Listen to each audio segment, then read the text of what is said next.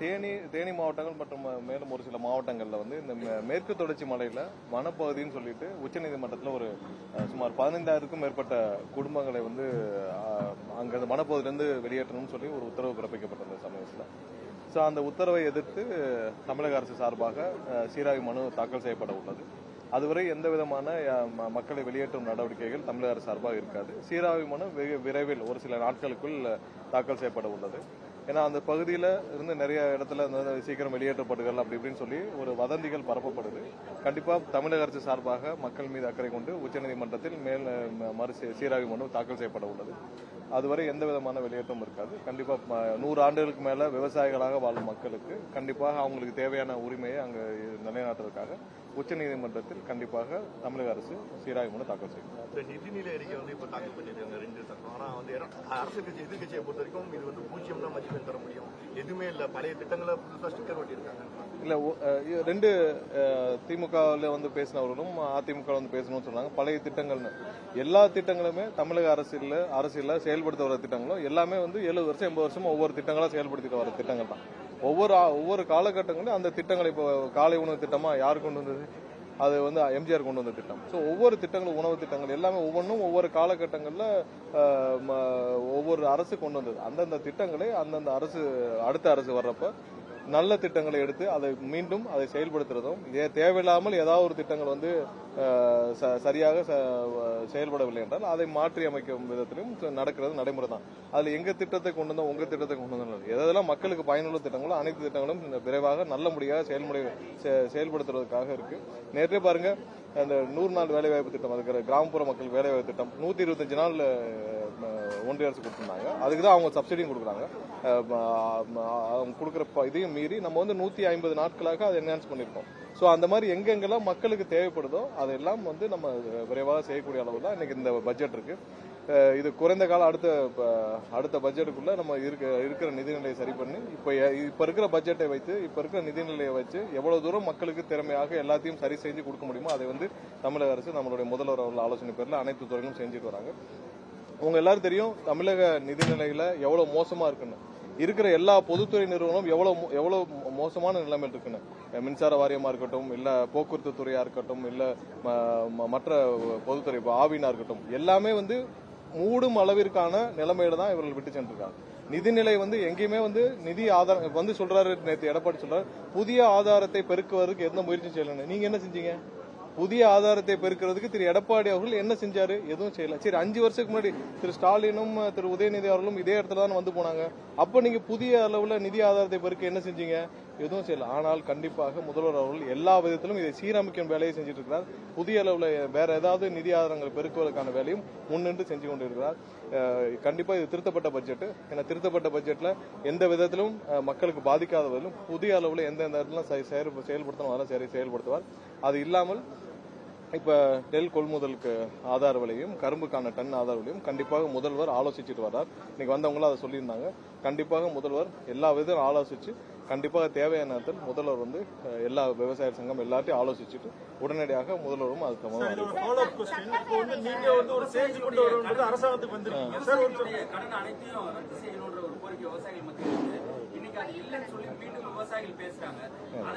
விவசாய கடன் விஷயம் தெளிவாக கூறப்பட்டுச்சு.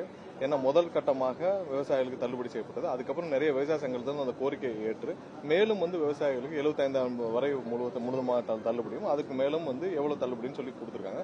மொத்தம் 14 லட்சத்துக்கு மேற்பட்ட விவசாயிகள் பயனடைஞ்சிருக்காங்க. மொத்தம் 5,600 கோடி அளவுக்கு வந்து பணமும் நிதியும் விடுவிக்கப்பட்டுச்சு. இருக்கிற நிதிநிலையில நாங்க திரும்ப இருக்கிற ஆதாரங்களை வைத்து எவ்வளவு தூரம் மக்களுக்கு பயனளிக்க முடியுமோ அதையெல்லாம் முதல்ல செய்திருக்கிறார். கண்டிப்பா இன்னும் வர்ற காலங்களில் மக்களுக்கான அனைத்து செயல்பாடும் சிறப்பாக இருக்கும்.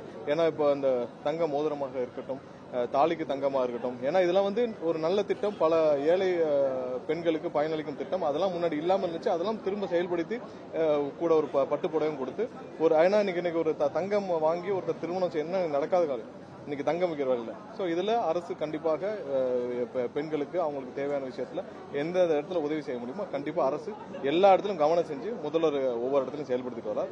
கண்டிப்பா அப்படிதான் இருக்கும்.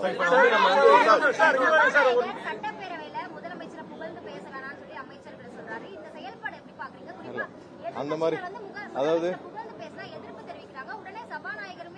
சபாநாயகர் என்ன சொல்லியிருந்தார், இதுல ஏதாவது தேவையில்லாமல் இருந்தால் நீக்குவேன்னு சொல்லி எந்த பேரத்திலும் சபாநாயகர் எதிர்ப்புலாம் தெரிவிக்கவில்லை. இல்ல எதிர்ப்புலாம் தெரிவிக்கல, தவறான தகவல். எதிர்ப்புலாம் தெரிவிக்கவில்லை. அவர் வந்து ஏதாவது அவர்களுக்கு ஆட்சேபிக்கும் கருத்துகள் இருந்தால் அதை நீக்கிறோம்னு சொல்லியிருக்கிறாரு. அதுல எந்த ஆட்சேபிக்க வேண்டிய கருத்தும் இல்லையா. அவர்கள் வந்து கண்டிப்பாக தமிழக மக்கள் யாருக்கு, முதல்வருக்கு எப்படி எந்த நம்பிக்கையில் வாக்களிச்சார்களோ அந்த நம்பிக்கையை அங்க சொல்றாங்க. அதுல இருந்து தப்பு இல்லையா. இன்னைக்கு தமிழக மக்களோட மொத்த நம்பிக்கையா இருக்கிற முதல்வர் அண்ணன் விஜய் அவர்களை பற்றி அவர் ஏன் வாக்களிச்சாருன்னு சொல்றாரு, எந்த நம்பிக்கையில் வாக்களிச்சாருன்னு சொல்றாங்க. அதை சுட்டிக்காட்டல ஒன்றும் தவறு இல்லையா. இன்னைக்கு ஏழை எளிய ஒரு சென்னைக்கே வராத பலர் வந்து இன்னைக்கு அமைச்சராகி இருக்கிறாங்க. இன்னைக்கு ஒட்டுமொத்த எப்படி வந்து எம்ஜிஆர் காலத்துல கடைக்கோடி இருக்கிற தமிழகத்தில் இருக்க ஒருத்தரை கொண்டு வந்து ஒரே நாள்ல எம்எல்ஏ ஆக்கி மந்திரி ஆக்கி அனைவருக்கும் ஒரு பிரதிநிதித்துவம் கொடுத்திருப்பாரு. எம்ஜிஆர் காலத்துல நடந்திருக்கும். அதுக்கடுத்து இன்னைக்கு தான் நடந்திருக்கு. யாருக்கும் எந்த நேரத்திலும் தகுதியான நபருக்கு எல்லா பிரதிநிதித்துவம் கொடுத்து யார் வேண்டாலும் எந்த இடத்திலும் கொண்டு உட்கார வைக்கணும்னா அண்ணன் விஜயால முடியும். சோ அதை சொல்லுவதில் தப்பே கிடையாது. அதை கேட்கறதுக்கு அவங்களுக்கு கஷ்டமா இருக்குன்னா நம்ம ஒண்ணும் செய்ய முடியாது. மிதிவண்டி, லேப்டாப் இந்த திட்டங்கள்லாம் ஏற்கனவே இருந்த திட்டங்கள், இதுக்கு வெற்றி பேரை மட்டும் ஆட் பண்ணிருக்கீங்க அப்படின்னு ஒரு குற்றச்சாட்டு இருக்கு. நிறைய பொதுவான பெயர்களில் நம்ம வைக்க வேண்டிய மட்டும் தான் நம்மளுடைய நோக்கம். ஏன்னா பொதுவான பெயர்களில் வைக்க வேண்டியதுதான். நிறைய இடத்துல அவங்களுடைய சொந்த பெயர்கள், அவருடைய பெயர்களில் வைக்க வேண்டியதெல்லாம் இது மக்களுக்கு தேவையில்லாத குழப்பத்தை வரும். பொதுவான பெயர்களில் வைக்க வேண்டும். அதுல ஒரு சில செயல்வடிகளும் மாறி இருக்கும். அதெல்லாம் சேர்த்து தான் இன்னைக்கு பண்ணிருக்கோம். தேர்தலுக்கு முன்பாக நீங்க சொல்லுங்க, நீங்க சொல்லுங்க. பட்ஜெட் என்கிற பெயர்ல முதலமைச்சருக்கு அமைச்சர் வந்து ஜால்ரா அடிச்சிருக்காரு. காவிரி வந்து தண்ணீரும் இந்த பட்ஜெட்ல வந்து திட்டங்களும் காவேரி விவகாரத்துல ரொம்ப தெளிவா சொல்லியாச்சு. நம்ம உச்சநீதிமன்றத்தில் 2 மனு தாக்கல் செய்திருக்கோம். ஒன்னு வந்து மேகதாதுல அவங்க வந்து இப்ப தண்ணீர் விடவில்லை என்பதற்காகவும், அடுத்து மேகதாது விஷயத்துல இப்ப ஏற்கனவே கொடுத்த வழிகாட்டுதலை எதிர்த்து, அதாவது போன இது மத்திய நீர்வள துறை வந்து அவங்க சார்பாக காவேரி படுகையில் இருக்கிற எல்லாத்தையும் வந்து அவங்க அங்க வர்ற ப்ராஜெக்ட்ஸ் எல்லாம் நீங்க வேலிடேட் பண்றதுக்கான ஒரு வழிகாட்டுதல் கொடுக்குறாங்க. அந்த வழிகாட்டுதலையும் நம்ம எதிர்த்து 2 மனு தாக்கல் செய்துள்ளோம். நம்மளுடைய உரிமைகளை மீட்கிறதுக்காக நம்ம எல்லா வேலையும் செய்வோம். கண்டிப்பா அதுக்கான எந்த டிலே இல்லாம நம்ம வந்து நிதிநிலை அறிக்கை பொறுத்த வரைக்கும் இன்று வந்து எல்லாரும் வீட்டுல வந்து எல்லா லேடிஸும் அந்த நிதிநிலை அறிக்கையை நேரலை வந்து பார்த்தாங்க. ஆனா அவங்க பெரிதும் எதிர்பார்த்தா அந்த 2500 ரூபாய் உரிமை தொகையா இருக்கட்டும், அந்த 4000 ரூபாய் வேலை இல்லாத பட்டதாரிக்கு 6 சிலிண்டர், இந்த மாதிரி எந்த திட்டங்களும் வரவில்லையா சார்? இல்ல, பெரும்பாலான திட்டங்கள் நம்ம சொன்னதுல எல்லாமே நிறைவேற்றிட்டு வரோம். இன்னும் ஒரு சில திட்டங்கள் கண்டிப்பாக நிதி ஆதாரத்தை சரி செய்த பிறகு கண்டிப்பா முதல்வர் அறிவிப்பார். ஏன்னா இன்னைக்கு இருக்கிற சூழ்நிலையில இவ்வளவு இருக்கிற கடன்கள், அதிகபட்ச கடன்கள் மத்தியில கண்டிப்பா எப்போ முடியுமோ உடனடியாக முதல்வர் செய்வார். ஏன்னா இதெல்லாம் ஒரு முக்கியமான பிரதானமாக முதல்வர் ஏற்றிருக்கிறார். கண்டிப்பா செயல்படுறோம். என்னென்ன கூறப்பட்டிருக்கோ எங்களுடைய இதுல தேர்தல் வாக்குறுதியில் அனைத்தும் நிறைவேற்றப்படும். அந்த காலகட்டத்தில் தேர்தல் வாக்குறுதியில் அனைத்து கட்சி கூட்டம் கண்டிப்பா கூட்டணும்னு சொல்லி எல்லா கட்சியுமே தொடர்ச்சியா வலியுறுத்துறாங்க. ஆனா தற்போது வரை தமிழ்நாடு அரசு தமிழ்நாட்டில் இருக்கிற அனைத்து கட்சிகளும் இப்ப எங்களோட இருக்க கூட்டணி கட்சிகள் எல்லாம் வந்து எங்களோட ஆலோசிச்சுட்டு நாங்க அவங்களோட சேர்ந்து பேசி முடிவெடுக்கல இருக்கிறோம். அதே நேரத்தில் இப்ப திமுகவோ அதிமுகவோ ஒரு நிலையில் இருக்காங்க. அவங்க வந்து அவங்களுடைய சொந்த நிலைப்பாட்டில் இருக்காங்க. சோ திமுக வந்து எந்த காலத்திலும் தமிழகத்துக்கு தண்ணி வந்துடக்கூடாது, எப்படியாவது வந்து முதல்வருக்கு அண்ணன் விஜய் அவருக்கு பேர் கடிச்சு விடக்கூடாதுன்னு திமுக செயல்பட்டு இருக்கு. அவங்களோட அலைண்டா இன்னைக்கு வந்து அதிமுக வந்து அவங்க என்ன சொல்ல நினைக்கிறாங்களோ அதை சொல்ல முடியாத விஷயத்துல அதிமுக மூலம் சொல்லிட்டு இருக்காங்க. இதற்கெல்லாம் நம்ம வந்து கூப்பிட்டு அவங்களை வச்செல்லாம் பேசினால் எந்த முடிவும் எட்டப்படாது. சோ அதனால யாரெல்லாம் வந்து ஆக்கப்பூர்வமாக தமிழக மக்களோடு இருக்காங்களோ, எங்களோட கூட்டணி கட்சிகளோட இருக்காங்களோ அவங்களோட நாங்கள் பேசி ஆலோசிச்சு தான் முடிவுகள் எடுக்கப்பட்டு வருது.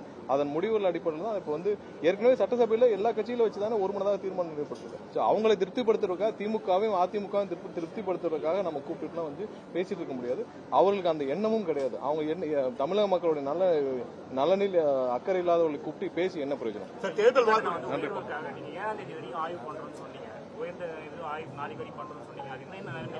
இன்னைக்கு வெளியிடப்படும் சுமார் 1,60,000க்கும் மேற்பட்ட ரீஅசஸ்மெண்ட் வந்து முடிஞ்சிருக்கு. அதோடைய அதே அளவு தான் 0.7% தான் அந்த ரீஅசஸ்மெண்ட்ல மிஸ்மேட்ச் இருக்கு. இன்னைக்கு அது தகுந்த இப்பதான் அதை வெரிஃபை பண்ணி முடிச்சோம். சுமார் ஒரு 1,60,000க்கும் மேற்பட்ட ரீஅசஸ்மெண்ட் கம்ப்ளீட் ஆயிருக்கு. அதோட ரிசல்ட் வந்து இன்னைக்கு ஒரு 1 ஹவர்க்குள்ள வெளியிடுவாங்க. இல்ல, மிஸ்மேட்ச் வந்து நான் சொல்றதுக்குன்னா 1,60,000ல ஒரு 1,200 சம்திங் தான் வந்து மிஸ்மேட்ச். இது வந்து 0.07. அதுல மேக்ஸிமம் எப்படின்னா டோர் லாக் இப்போ ஒரு வீட்டுக்கு போறாங்க டோர் லாக் ஆகுது அவங்க ப்ரீவியஸ் இதை போறாங்க மிஸ் மேட்ச்ங்கிறது நீங்க இவ்வளவு அதிகமான சொல்லணும் மிஸ் மேட்ச்ங்கிறது அந்த ரீடிங் எக்ஸாக்ட் ரீடிங்க்கு இதுக்கும் மிஸ் மேட்ச் ஸோ இது எல்லா காலகட்டம் இப்போ டோர் லாக்னா அவங்க வந்து ப்ரீவியஸ் ரீடிங்கை போட்டு இந்த மாதிரி முடிக்கிறாங்க ஸோ அந்த ரீடிங் தான் தவிர்த்து நீங்க இங்க சொல்லப்பட்ட மாதிரி பெரிய அளவுல அந்த மாதிரிலாம் பெரிய அளவுல எந்த தவறும் கிடையாது நீங்க மிஸ் மேட்ச் இருக்கிறது 0.06 to 0.07% தான் அதோடைய இன்னைக்கு இது வரைக்கும் பண்ணப்பட்ட அந்த மொத்தமாக பண்ணப்பட்ட ரீஅசஸ்மெண்டோட டீடைல்ஸை 1,60,000 பிளஸ் இருக்கு ஸோ அதை இன்னைக்கு வந்து வெளியிடுவாங்க சார் தேர்தல் நன்றி. வாக்குறுதி சார்